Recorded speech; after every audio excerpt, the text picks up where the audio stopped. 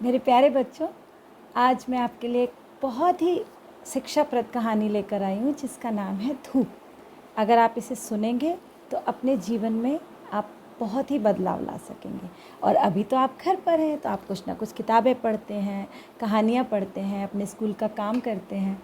तो एक ये कहानी आपके जीवन को एक अच्छा मोड़ देगी। एक आपकी तरह अब इस साल तो आप अपने नाना नानी के घर बाहर जा नहीं सकते ना, शहर से बाहर। तो एक बच्चा था जो अपने नाना नानी के घर गया रहने के लिए।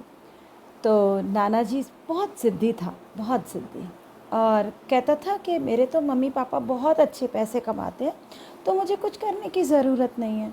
और नाना जी आप मेरे साथ अंदर खेला करो, और मुझे ज़्यादा मेहनत करने की ज़रूरत नहीं है, और मैं ज़्यादा खेलता हूँ तो मैं थक जाता हूँ।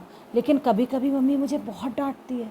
मम्मी कहती है हमारे घर जो काम वाली आंटी है उसका बेटा बहुत लंबा है, वो मेरी उम्र का है लेकिन वो बहुत लंबा है और मुझसे ताकतवर लगता है, पर वो सारा दिन खेलता है, पढ़ता भी है, पर वो कैसे कर लेता है ये सब।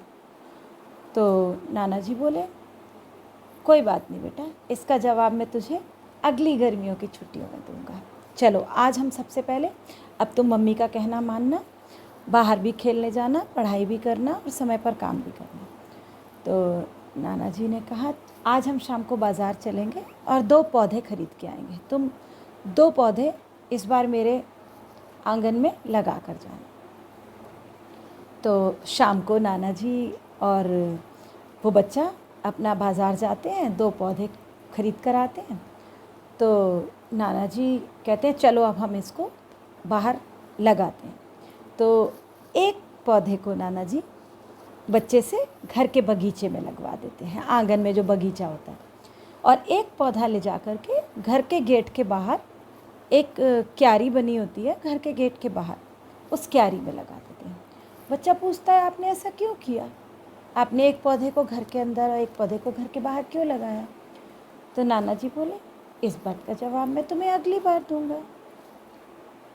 तुमसे कहा ना मैंने अगली गर्मियों की छुट्टियों में आना, फिर मैं तुम्हें इस बात का जवाब दूँगा। अब धीरे धीरे समय बीत गया, फिर से गर्मियों की छुट्टियां आईं और बच्चा बड़ा बेसब्री से इंतज़ार कर रहा था कि मैं नाना जी के घर जाकर देखूंगा। और मैंने तो शर्त लगाई थी कि जैसे मैं घर के अंदर सारी केयर में रहता हूँ, सारी चीज़ें मुझे मिलती हैं, तो मैं कितना सुंदर हूँ, साफ़ हूँ और अच्छे से, बस मेरी हाइट तो बड़ी नहीं है।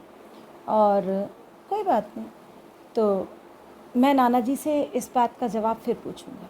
तो अब वो बच्चा आता है और नाना जी से आते ही, बैग फेंकते ही पूछता है नाना जी अब आप मेरे सबसे पहले मेरे सवाल का जवाब दो।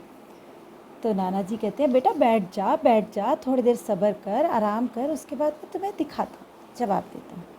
अच्छा पहले जो तुमने पौधा लगाया था, हाथ मुँह धोकर ज़रा वो तो देख कर आओ घर के अंदर। वो जाता है, देखता है छोटा सा पौधा बगीचे में बड़ा हो गया है, उसमें फूल आ गए हैं, और उसका आकार गुलाब के पौधे जितना, मीडियम जिसको कहते हैं ना, इतना बड़ा वो हो गया था, उसकी हाइट का, उस बच्चे की हाइट का। तो फिर वो कहता है नाना जी दूसरे पौधे को भी देख कर आता हूँ, वो तो मर गया होगा बाहर, उसको तो किसी ने पानी भी नहीं दिया होगा, कुछ भी नहीं मिला होगा। तो नाना जी कहते हैं हाँ हाँ जाओ जाओ देख कर आओ। तो बच्चा बाहर जाता है, देखता है वहाँ तो कोई पौधा नहीं होता, ना उसके साइज़ का कोई पौधा उसे नहीं दिखाई देता। वो अंदर आता है भागकर, कहता है नाना जी वो पौधा कहाँ है, वहाँ तो बड़ा सा पेड़ है। तो नाना जी कहते हैं वही पौधा पेड़ बन गया, क्योंकि उसको खुली हवा मिली, उसको खुली सांस मिली, उसको धूप मिली, उसने आंधी तूफान सबसे लड़ना सीखा और मेहनत करके खुद से बड़ा हो गया। बरसात के पानी से बड़ा हुआ, किसी ने उसको पानी भी नहीं दिया, और उसको तकलीफ़ सहने की आदत हुई, वो अंदर से मजबूत बना, और वो मजबूत बनते बनते बहुत अच्छे से बड़ा हो गया। और ये पौधा, इसको लाड़ प्यार मिला, इसको कभी छाया में रखा, कभी धूप में रखा है, और ये ऐसे के ऐसे रह गया, छोटा ही रह गया। अब देखो ना कितना फ़र्क है। अगर हम मेहनत करते हैं, सड़क पर चलते हैं और धूप सहते हैं, गर्मी सहते हैं, ज़्यादा एसी में नहीं बैठते, तो हमारा शरीर तो ज़्यादा मजबूत बनेगा ना उस पेड़ की तरह।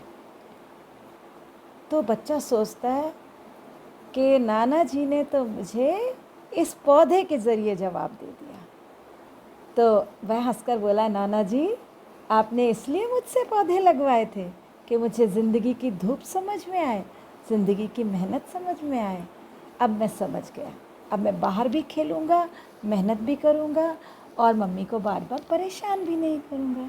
तो मैं उम्मीद करती हूँ कि आपको मेरी ये कहानी बहुत पसंद आएगी और आगे भी ऐसी ही कहानियाँ आप सुनते रहेंगे। धन्यवाद। शुभ दिन।